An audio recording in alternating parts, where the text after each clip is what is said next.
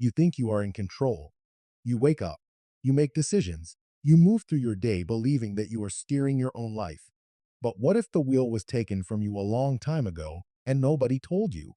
What if the version of you that reacts, erupts, collapses, and craves is not you at all? Marcus Aurelius, a man who ruled the most powerful empire in human history, said something that should unsettle every single one of us. He said that you have power over your mind, not outside events. Realize this, and you will find strength. But here is the brutal truth he never flinched from saying. Most people never realize it. Most people spend their entire lives being lived by their impulses rather than living through their choices. This is not a motivational speech. This is a warning. The first sign is that you argue to win, not to understand. Think about the last real argument you had. Not a debate, a fight. Your chest tightened, your voice rose, and somewhere in the middle of it, you stopped listening completely.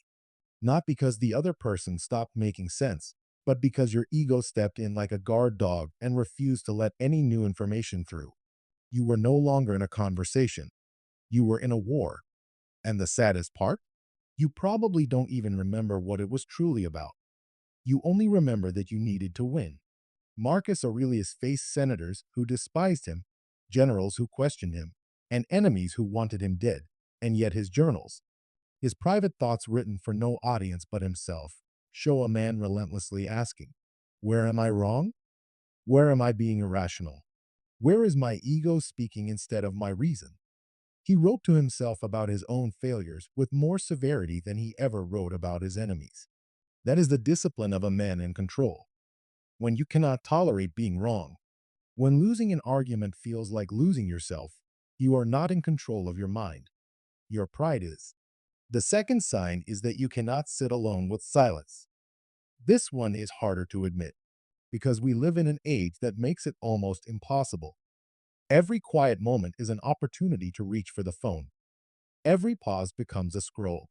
Every lonely second gets filled with noise, music, videos, other people's opinions.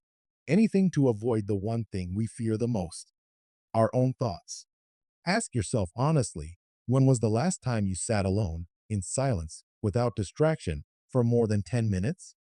Not meditating, not sleeping, just being with yourself and whatever came up. For most people, the answer is terrifying because the silence always brings the truth. And the truth tends to be uncomfortable. That you are unhappy with something you haven't changed. That you are carrying guilt you haven't faced. That there is a voice inside you that has been screaming for years, and you have been drowning it in content. Marcus Aurelius wrote his meditations alone, in silence, at the edges of battlefields, in the middle of an empire that demanded every second of his attention. And still he found silence, because he understood that a man who cannot face his own mind is a slave to everything else around him. The noise is not the problem. The noise is the escape. You are losing self-control the moment you cannot survive without it. The third sign is that your mood is controlled by other people. Someone cuts you off in traffic, and your entire morning is ruined. A colleague makes a passive remark, and you replay it for hours. Someone doesn't reply to your message, and suddenly your self-worth is in free fall. You are not living your life. You are reacting to everyone else's. Here is the dark truth about this. When your emotional state is entirely determined by what others say, do, or even think of you, you have handed over the most valuable thing you own, your inner world, your peace, your clarity.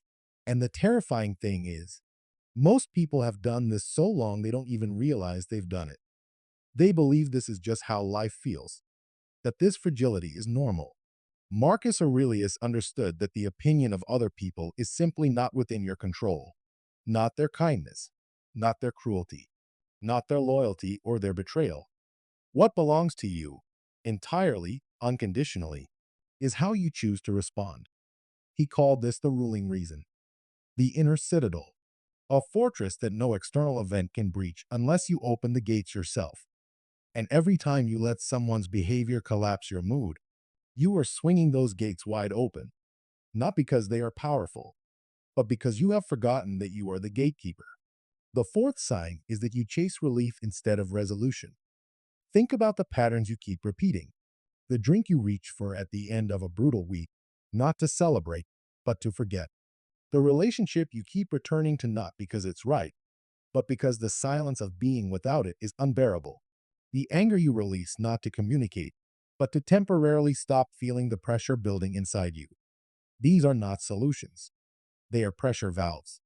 And the thing about pressure valves is this: they never fix the pipe. Relief is the enemy of resolution because relief feels like healing. It feels like you addressed something. You took the edge off. You exhaled. But underneath, the original wound, the unprocessed fear, the unconfronted habit, the unexamined belief, it is still there, waiting, growing.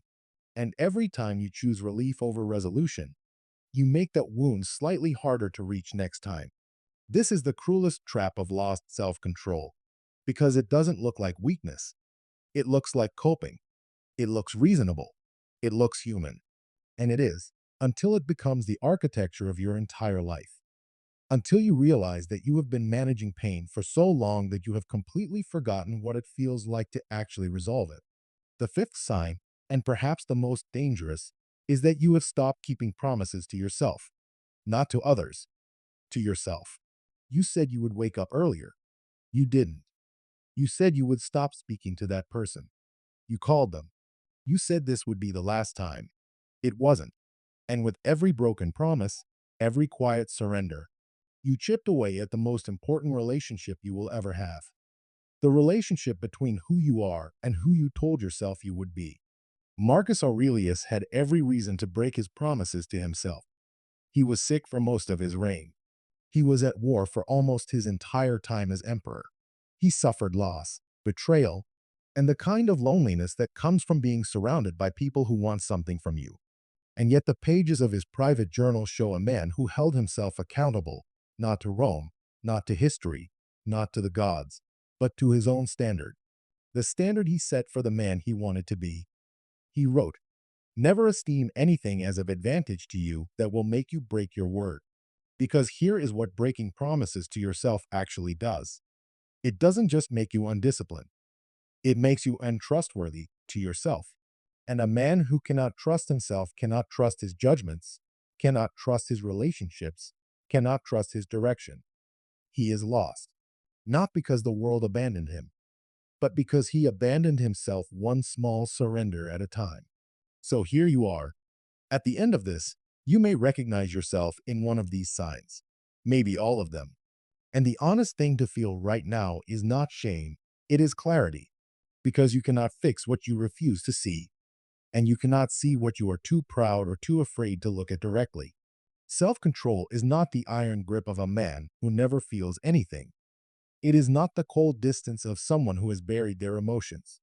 It is something far harder and far more rare. It is the quiet power of a person who feels everything: the anger, the fear, the craving, the grief, and still chooses, in that exact moment, what kind of person they want to be.